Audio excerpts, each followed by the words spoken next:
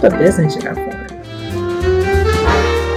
Hello, and thank you for asking ADAL.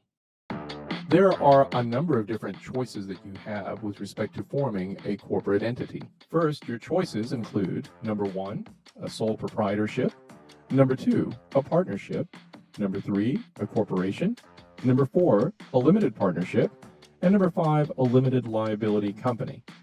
When you are acting as a sole proprietor or sole proprietorship, you are telling the Internal Revenue Service, or IRS, that you are acting as an individual that is doing business in some form or fashion. Many times, an individual will file an assumed name certificate. Some people call this a DBA, or doing business as, so that the state will recognize you as some type of company name, although you will be using your own social security number as the tax ID number for that business. The next type of entity is called a partnership or general partnership. A partnership may or may not need a formal state filing, in that when you form the entity, you tell the state that you are creating a partnership, and you may obtain a tax ID number for this entity. The individuals or entities within that partnership are then taxed accordingly.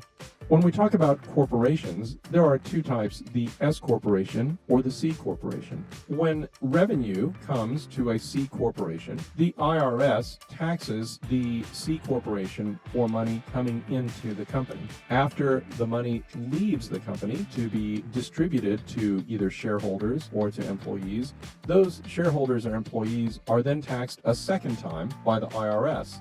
Some people call this the principle of double taxation. Why would somebody want a C corporation? Well, because if you have more than 35 shareholders, you are required to become a C corporation.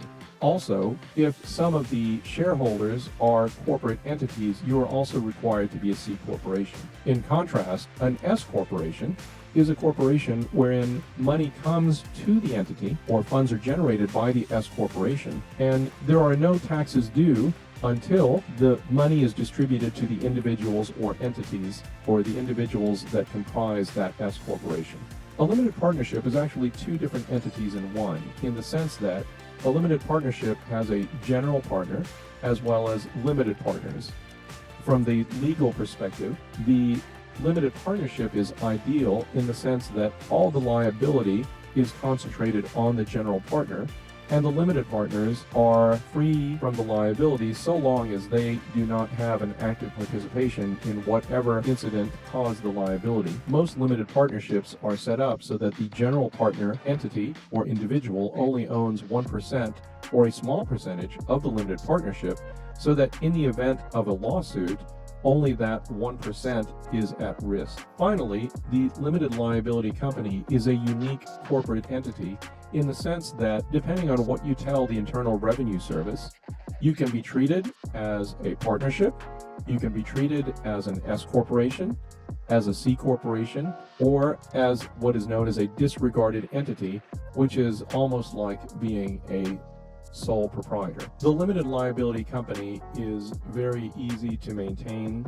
easy to form, and in my opinion, probably one of the most convenient when forming a new entity. What is perhaps the greatest advantage of a limited liability company is the ability to be able to be treated as either a partnership or a corporation or a disregarded entity.